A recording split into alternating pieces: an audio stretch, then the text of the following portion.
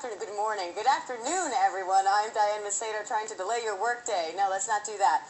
Good afternoon. I'm here for Tracy Burns today. We're, of course, talking about all your business stories. Right now, we're seeing the Dow down about 84 points. But, of course, one of the biggest stories we have today is the Supreme Court case hearing the constitutionality of President Obama's health care law. The Supreme Court is hearing the last day of arguments on that topic today.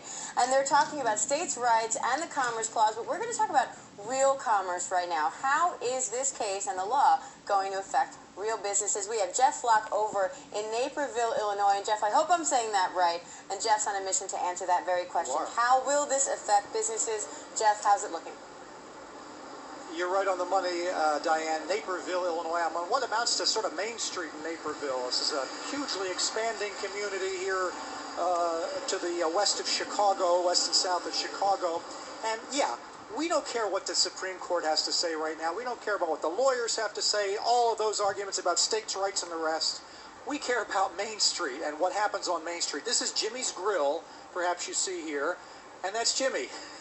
Jim Bergeron is here, and also a man who, Stephen Tucker, is a broker of insurance, health care for small business owners as well as individuals. And Jimmy, I want to give you the first word on this because you're sitting here today on a beautiful day, your patio's filling up, and you're sitting in fear.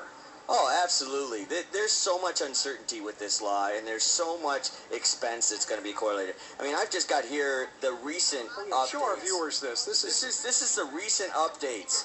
As a small business owner, how am I supposed to keep up with this? I mean, you're relying on the brokers and everything else to try to define this law that is hugely undefined. And a law that conservatively will probably cost my business $150,000. Depending on how the penalties go, which are still not defined, could be $250,000, and that literally puts me out of business. Here's the nuts and the bolts of that, Diane. Maybe you see some of Jimmy's employees here. He provides health care, first of all, to his employees, which is somewhat uncommon in the restaurant industry. Absolutely. Right? Yeah.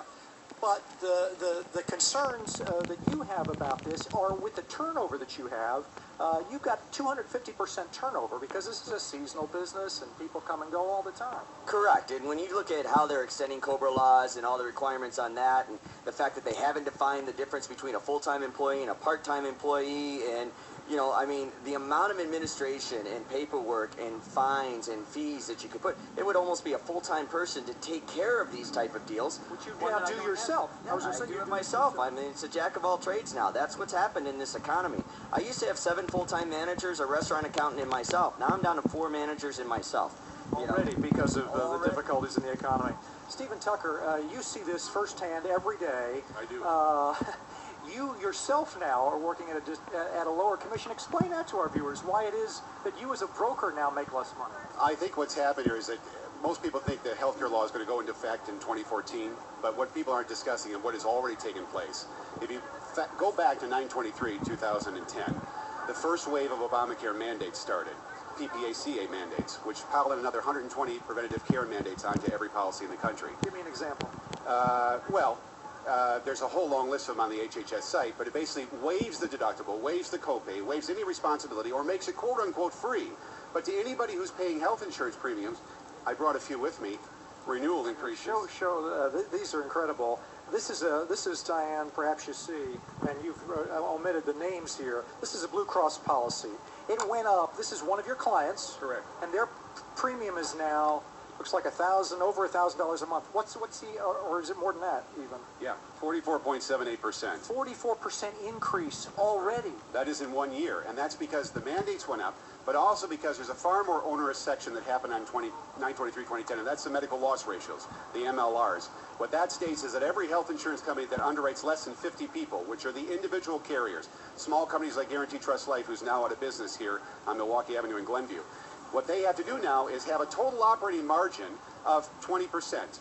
That's it, which means all overhead costs, everything, not profit margin, operating margin. So the first thing they did was cut the commissions for every insurance broker in the country that offers individual health insurance down in half. So a lot of us are gone now. Jimmy's broker's left, I'm left, but very few of us are left because our commissions have been cut.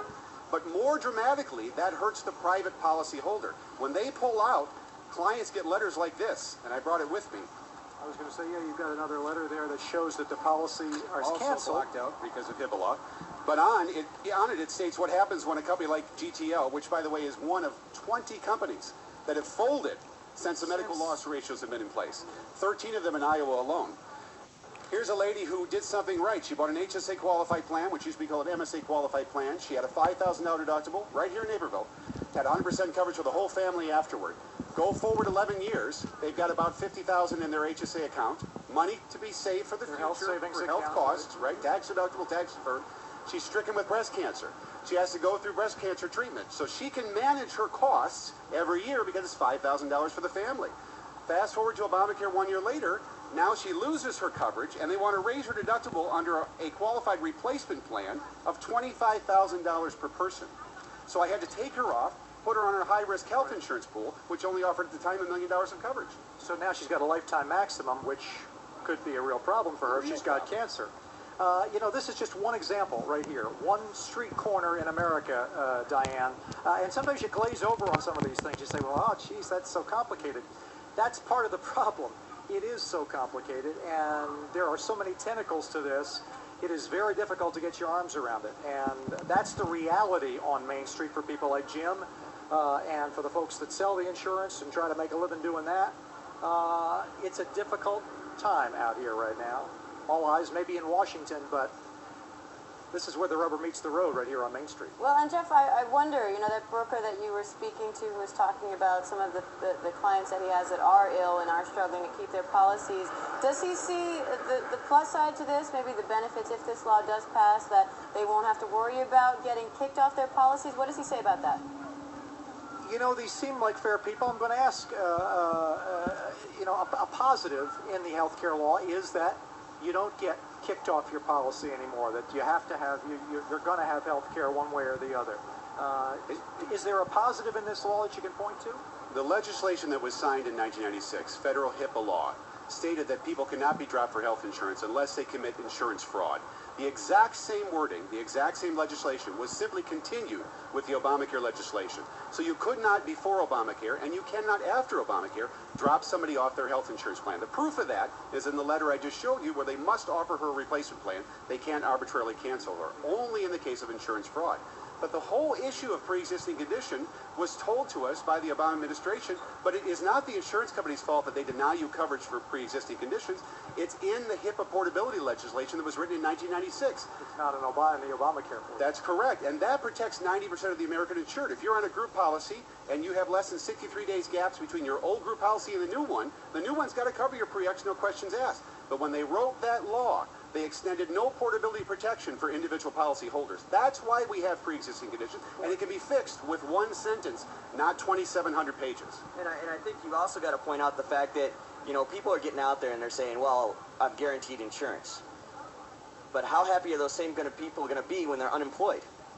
And they have no way to pay for whatever premiums or that tax penalty at the end of the year that they're being required to pay to have this insurance, because this will be catastrophic to the small business. And if you see 20 to 30% of small businesses like myself go out of business, what's that do to unemployment? What's that do to the benefits? I mean, you can be happy about insurance, but you're going to be unemployed. Gentlemen, we're out of time. We could talk all day, Diane, but I guess they will in Washington. That's for sure, Jeff. And we'll be talking about this a little bit more for this hour as well. But Jeff Flock live from Naperville, Illinois. Thanks a lot, Jeff. Thanks, Diane.